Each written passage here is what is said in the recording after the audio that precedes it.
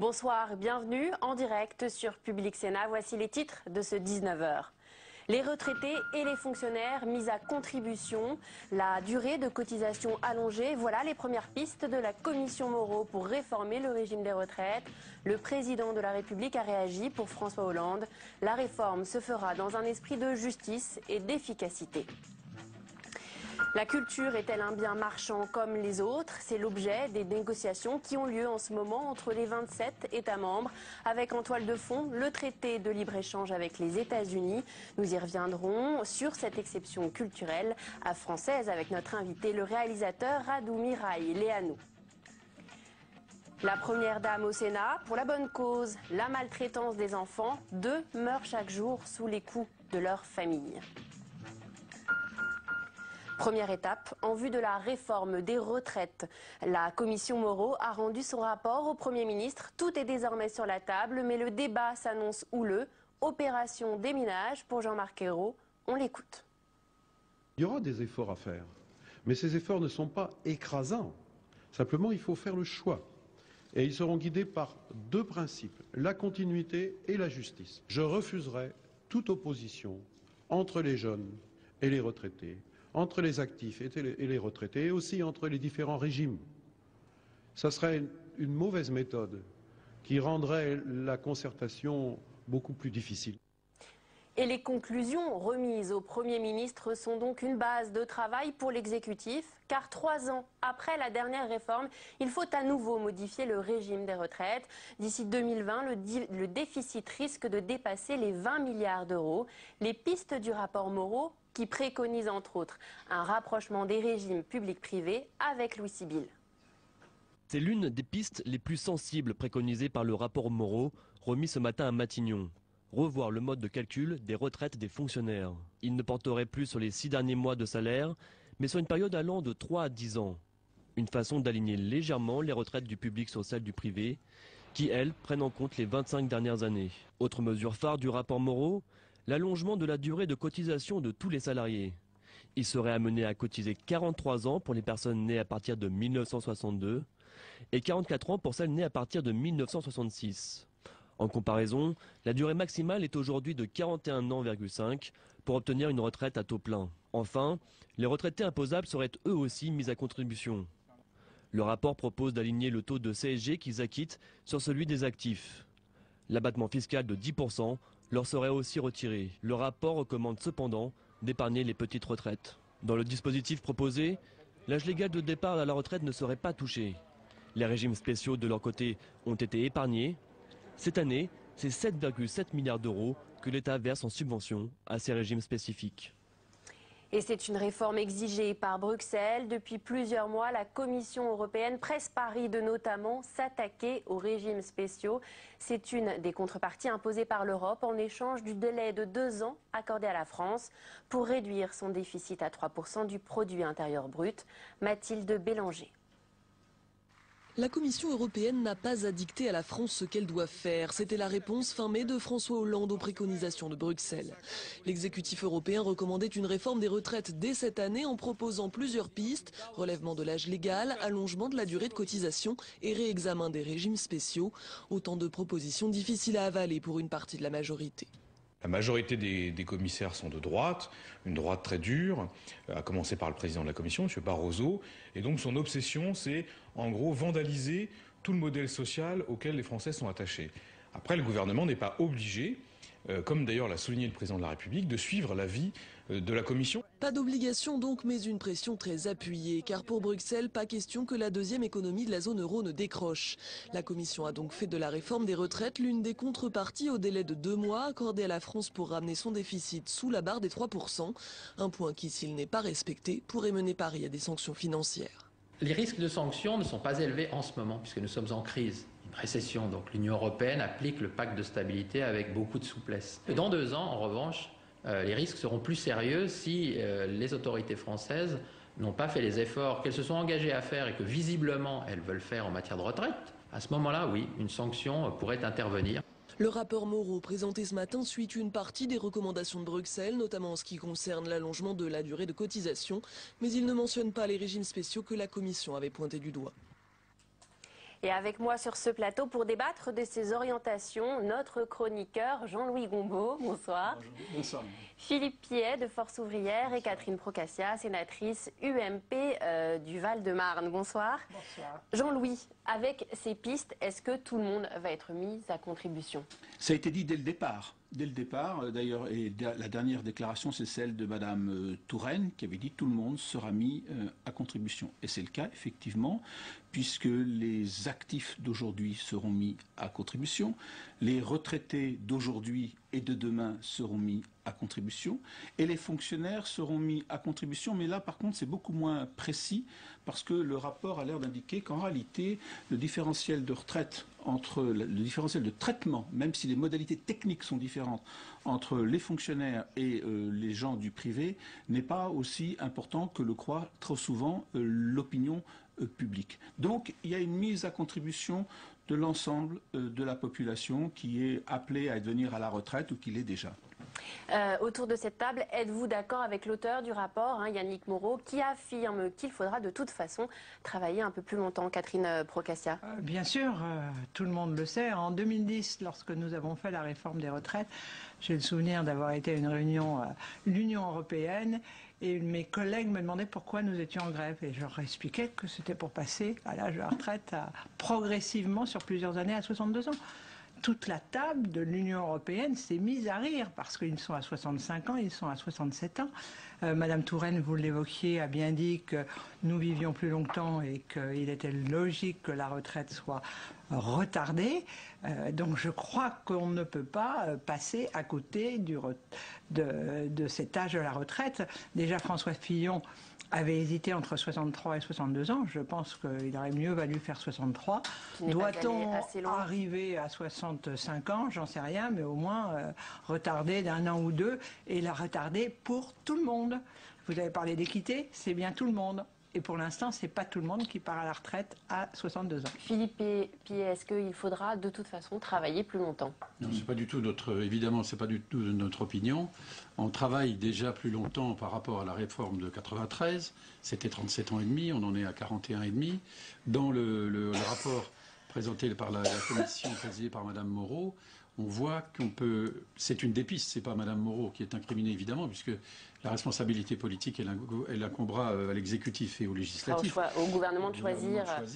Mais il y a une piste qui évoque 44 ans de cotisation pour la génération 1966. Alors, il y a deux choses là-dessus qui, si c'était pas aussi grave, prêteraient quand même à sourire. C'est que quand l'opposition était la majorité d'aujourd'hui, qui était l'opposition, critiquait l'allongement et il semblerait, puisque c'était quand même dans la lettre de mission signée par le Premier ministre, la lettre de mission de Madame Moreau, semblerait que la piste de l'allongement soit retenue. Je voudrais juste ajouter que dans ce rapport, qui est particulièrement bien fait, dans ce rapport, il est dit, dans le corps du rapport, que entre la génération 1950 et la génération 1978, la génération 1978 est déjà en déficit, entre guillemets, de 11 trimestres. C'est-à-dire qu'on a constaté que les plus jeunes générations avaient déjà moins de trimestres cotisés ou validés que les plus anciennes générations, et on leur en ajoute encore. Ça veut dire très clairement que plus personne ne partira ni à 62 ni à 63, mais ce sera beaucoup plus près de 66, voire 67 ou 68. Le rapport Moreau préconise un rapprochement entre public et privé. Est-ce inéluctable, Jean-Louis? Alors le rapport Moreau préconise, mais encore une fois, il insiste plutôt sur l'aspect technique, car il dit que la différence n'est pas aussi importante que ce que croit... Bien sûr, mais sur le mode de calcul des pensions. Oui, c'est pour ça que je parle de technique. C'est-à-dire qu'en réalité, au bout du bout, nous explique le rapport, parce qu'il n'y avait jamais eu d'études vraiment sérieuses qui sont faites. Effectivement, on sait bien les 6 mois par rapport aux 25 ans. Le rapport Moreau propose de passer à 10 ans, mais effectivement en intégrant une partie des primes, ce qui est très important, parce que chez les fonctionnaires, presque 23% du salaire... Voilà, là, une partie des primes sera également intégrée. Donc, L'idée, c'est plutôt de clarifier, le dossier, c'est-à-dire est-ce que véritablement les fonctionnaires sont avantagés dans leur retraite, compte tenu du fait qu'effectivement ils ont des salaires supérieurs parce que les gens ont plus de formation, généralement, surtout les professeurs notamment. Donc tout ça mérite d'être clarifié afin qu'il n'y ait plus d'ambiguïté. Sur la question de l'allongement de la durée de cotisation, le rapport ne fait que reprendre la loi Fillon de 2003. C'est-à-dire que, et d'ailleurs, François Hollande a toujours été d'accord là-dessus. Il a toujours dit, on travaille plus, donc on doit cotiser plus longtemps. Ça nous fait un petit calcul, ça nous fait les 44 ans de cotisation, si j'ai 3 mois par an, donc de plus de cotisation, puisque l'allongement de la durée de la vie, c'est en gros 3 mois par an, à 2027. 2027, on cotisera normalement 44 ans. Donc effectivement, c'est un allongement significatif par rapport aux 37 ans et demi que vous parliez tout à l'heure. Philippe, on sait que le rapprochement public-privé, c'est une ligne rouge à ne pas franchir pour le gouvernement. Plus exactement, si vous voulez, c'est pas une ligne rouge. Le rapprochement public-privé, mais vous venez de le dire, je vais pas le redire, le rapprochement public-privé, il est enclenché, y compris dans les régimes spéciaux qui sont en cours de réforme.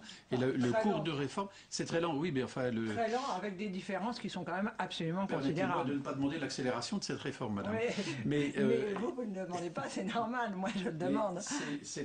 Les fonctionnaires aujourd'hui, la fonction publique d'État, les hospitaliers et les territoriaux, aujourd'hui, ils ont la même durée de cotisation, ils sont à 41 ans et demi, selon la génération. Ils vont avoir, dans 2 ans, ça sera bouclé, ils vont avoir le même taux de cotisation, donc on se rapproche. Et comme vous le disiez parfaitement, comme le Conseil d'orientation des retraites l'a dit, comme le rapport de Mme Moreau le souligne, le taux de remplacement est quasi identique. Mais l'effort doit être partagé, parce que là, il est demandé également aux retraités, Catherine Procaccia. Non, les retraités, c'est la double peine, puisqu'on leur parle de la CSG, on leur parle de diminuer les 10%.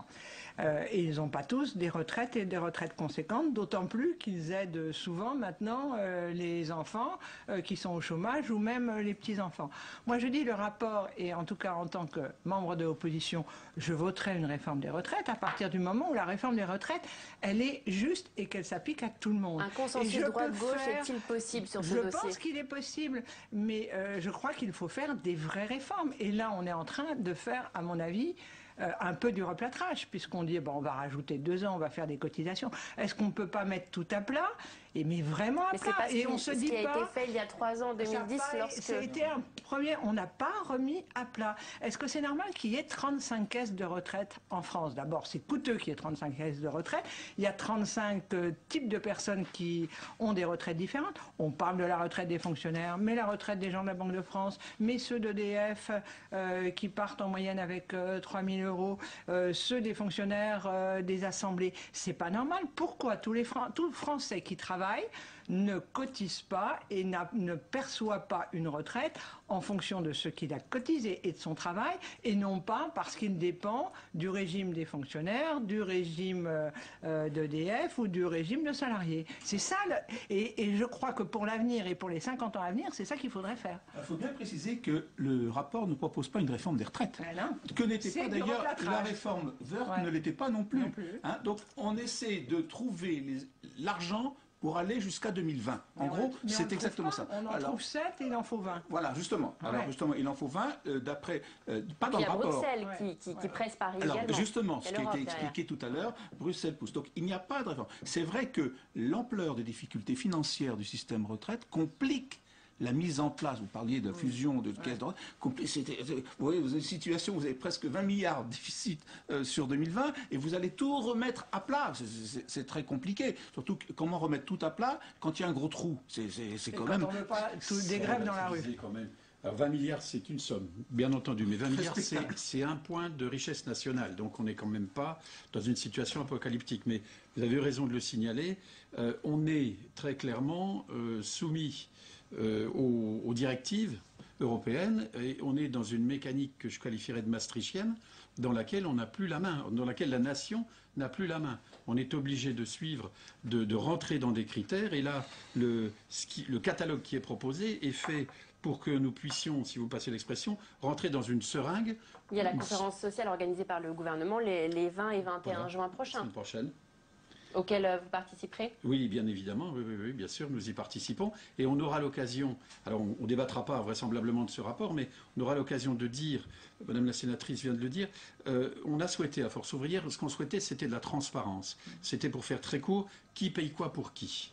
Et il y a quelque chose qui existe depuis 40 ans, qui passe maintenant complètement inaperçu, c'est ce qu'on appelle, c'est très technique, c'est ce qu'on appelle de la compensation démographique. Je ne vais pas rentrer dans les détails, mais très simplement, de notre point de vue, la communauté qui paye le plus à l'autre communauté n'a pas à le faire, parce que ça doit être l'ensemble de la nation qui doit prendre en compte les sujets. On aura l'occasion d'en rediscuter. Sachez en tout cas que dans le rapport dit que l'avenir sera plus dégagé à partir de 2035, une petite note d'optimisme peut-être, mais on s'arrêtera là. Merci à vous trois d'être venus sur notre plateau. Merci. Les passionnés étaient tous là pour admirer le nouveau-né d'Airbus. À la veille du Salon du Bourget, l'A350 a pris son premier envol. Enjeu crucial pour le groupe européen, puisque ce biréacteur long courrier pourrait lui permettre de rattraper son retard sur son concurrent américain Boeing. Et dans l'actualité, ces négociations très tendues en ce moment même entre les 27 États membres, les ministres du commerce européens tentent de déterminer les points précis sur lesquels porteront les négociations du traité de libre-échange entre l'Europe et les États-Unis. Cet accord révolutionnerait les échanges commerciaux pour les décennies à venir entre Washington et le vieux continent. Camilla Campusano. Les États-Unis, déjà le premier partenaire commercial de l'Europe. Un accord de libre-échange renforcerait leur union. Ensemble, ils représentent un tiers du commerce international et la moitié du PIB mondial. Une perspective de puissance commerciale séduisante pour affronter l'Asie du Sud-Est et la crise économique. Car un accord de libre-échange, cela signifie des droits de douane quasiment inexistants, mais pas seulement. Les réglementations des différents pays sont unifiées. Ça voudrait dire par exemple qu'un médicament ou un produit agricole qui aurait été accepté dans un pays devrait pouvoir être vendu dans l'autre pays sans difficulté. Du point de vue de l'agriculture, ces services, ça va être compliqué, d'autant que nous avons appris récemment que les États-Unis n'avaient pas du tout le même respect pour la vie privée que l'Europe. Un des principaux blocages reste l'agroalimentaire, un dossier qui oppose Europe et États-Unis depuis plusieurs années. Outre-Atlantique, les OGM sont presque monnaie courante, particulièrement pour le maïs ou le soja. Pas de conflit du côté de la viande de bœuf aux hormones, elle ne passera pas nos frontières, mais le poulet au chlore reste d'actualité. Du côté de Washington, pas question de réguler le monde de la finance ou d'ouvrir le marché des transports aériens et maritimes. Donc pour sceller un accord transatlantique, il faudra de gros sacrifices de part et d'autre. Et dans le cadre de cet accord de libre-échange, la France défend becs et ongles l'exception culturelle française. Paris se dit prêt à user de son droit de veto. Le gouvernement entend préserver les subventions au secteur audiovisuel et les quotas de diffusion, et ce, au nom de la diversité culturelle. Mais qu'est-ce que cette exception culturelle si chère à la France? Les explications de Cécile Sixou. La culture fait-elle exception à la règle? En matière commerciale, en tout cas, oui. Les produits culturels sont bien des produits à part, protégés des règles de libre concurrence. L'Europe est attachée à l'idée que les cultures des différents pays européens puissent résister en quelque sorte à la puissance, mais aussi au talent d'ailleurs de la culture américaine. Mais la diversité culturelle, c'est le respect d'un certain nombre de règles qui dérogent au fond au marché classique des autres produits. Déroger au marché classique en proposant par exemple des subventions, comme dans le cinéma où le CNC, le Centre national du cinéma, ainsi que les chaînes de télé financent la production. En 2012, sur 209 films français, 111 ont par exemple reçu des fonds télé. Autre domaine protégé, la production télé. Ministre de la Culture dans les années 90, Catherine Tasca avait mis en place une réglementation en ce sens. Ce qu'ils ont défendu, ces décrets, c'est l'existence d'une production audiovisuelle nationale avec ce que nous appelons des quotas, c'est-à-dire la règle imposée aux diffuseurs de donner à voir 40% de production originale française. Les quotas imposés aussi dans le domaine de la musique. Depuis 1996, les radios doivent diffuser 40% de chansons françaises sur leurs ondes. Enfin, l'exception, c'est aussi le fameux prix du livre unique qui évite aux diffuseurs de casser les prix. Avec moi sur ce plateau, le réalisateur Radu Miraeleanu. Bonsoir. Bonsoir. Alors avec d'autres cinéastes, vous avez rencontré cette semaine le président de la Commission européenne, José Manuel Barroso. Que lui avez-vous dit? Nous lui avons dit pardon pour ma voix, c'est pas à cause de Barroso, mais si on n'a pas du tout trouvé un terrain d'entente, on lui a demandé, comme 7000 artistes qui ont signé une pétition, d'enlever la culture des négociations avec les États-Unis, en lui disant que la culture, et en prenant du recul à travers l'exception culturelle, le droit de penser et d'exprimer une pensée des peuples en général et des peuples européens à travers leur identité, leur langue, leur diversité n'est pas une marchandise au même titre que les autres marchandises et que c'est un droit de l'homme et que ce droit de l'homme ne peut pas être mis en balance et en négociation avec d'autres produits. Mais en quoi la culture est-elle menacée par ce traité de libre-échange? Par exemple, si le traité de libre-échange aboutit et si la culture elle est mise dedans, effectivement, ce qui a été dit tout à l'heure, toutes les réglementations, toutes les législations et les politiques culturelles des États européens seraient au mieux gelées. Si on gèle ça, vu la vitesse avec laquelle l'audiovisuel avance, à travers Internet, surtout à travers ces principaux monstres, si je peux les appeler comme Google, Facebook, Amazon et Apple, les réglementations ne tiendraient pas debout pendant plusieurs années. Il faudrait tout le temps les renouveler, ce qu'on ne pourrait plus.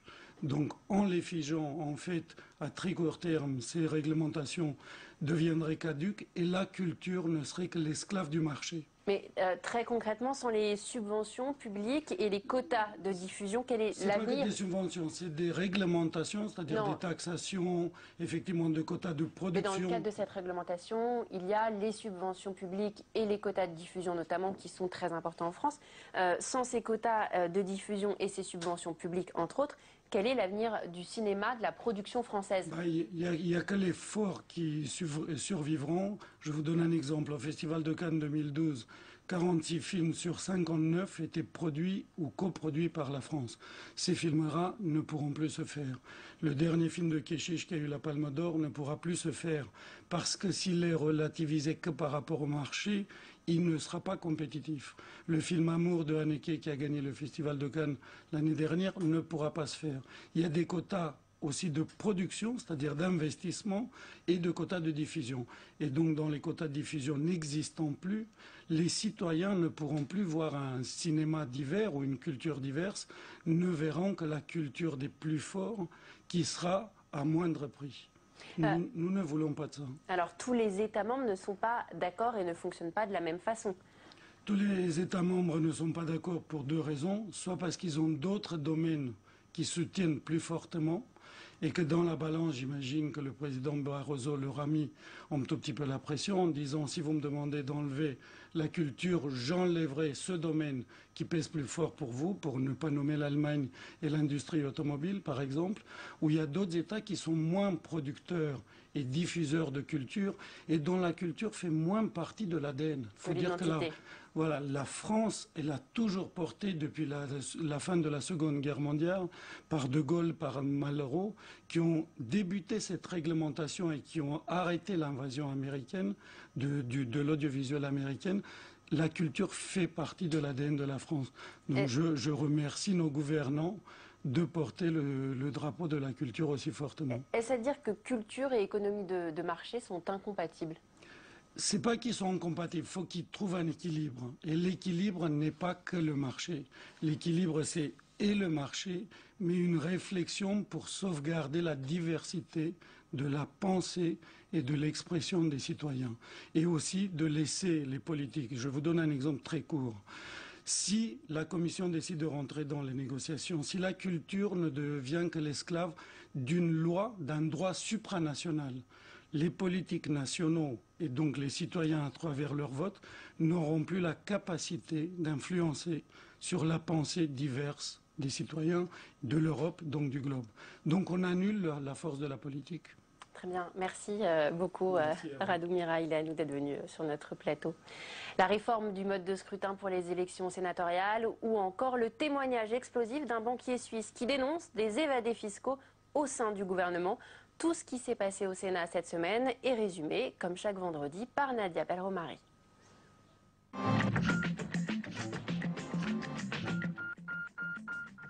Mercredi, en commission, cette petite bombe lancée par l'ancien associé gérant de la banque helvétique, témoin dans l'affaire Cahuzac.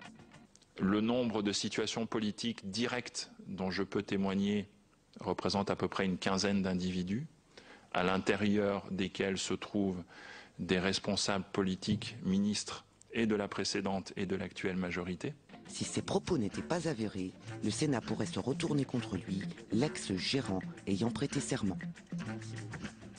Et puis mercredi, devant la commission d'enquête, l'ex-entraîneur du 15 de France a laissé entendre à mi-mot que l'évolution du rugby professionnel crée les conditions du dopage. Des jeunes à qui on fait espérer des contrats mirobolants, je ne suis pas sûr effectivement que certaines ne soient pas amenées par rapport à la contrainte aussi du haut niveau à faire usage par rapport.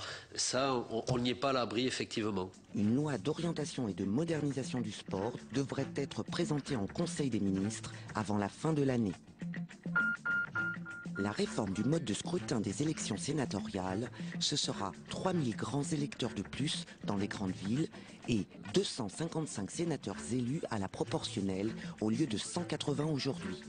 Un rééquilibrage pour la gauche, mais un hold-up politique pour l'opposition. Avec la proportionnelle à partir de 3 sièges, la majorité sénatoriale s'offre donc une marge de 20 sièges, il faut quand même qu'on vous le dise. Ce que le gouvernement souhaite, c'est une meilleure représentation des collectivités. L'examen du texte reprendra le 18 juin.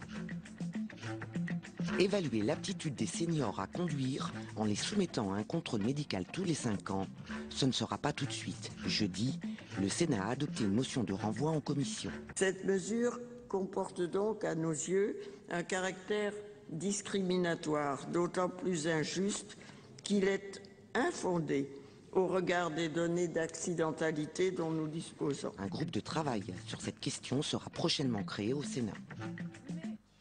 100 000 enfants sont en danger, 2 meurent chaque jour sous les coups de leurs parents en France. Maltraitance physique, sexuelle ou encore psychologique. Personnalités politiques, médecins et associations se sont réunis aujourd'hui au Sénat.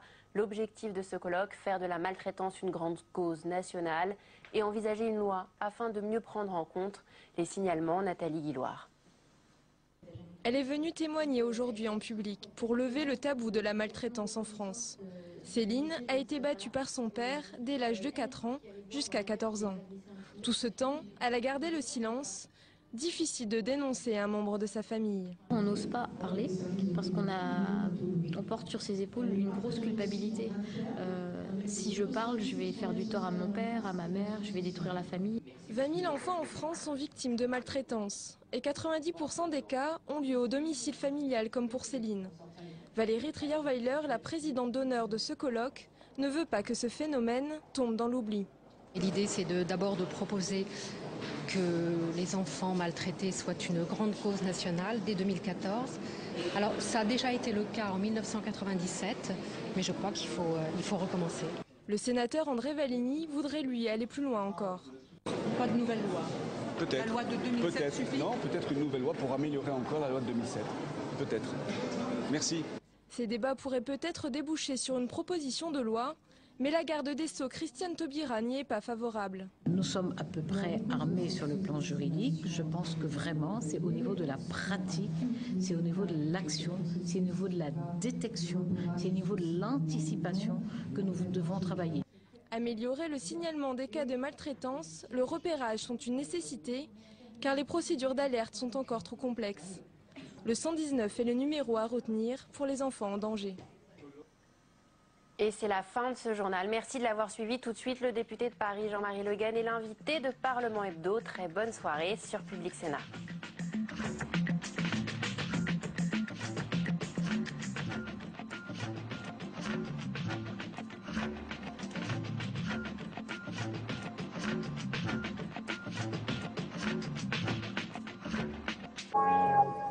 En Égypte, le printemps arabe a rassemblé musulmans et chrétiens coptes unis face à l'oppression du pouvoir.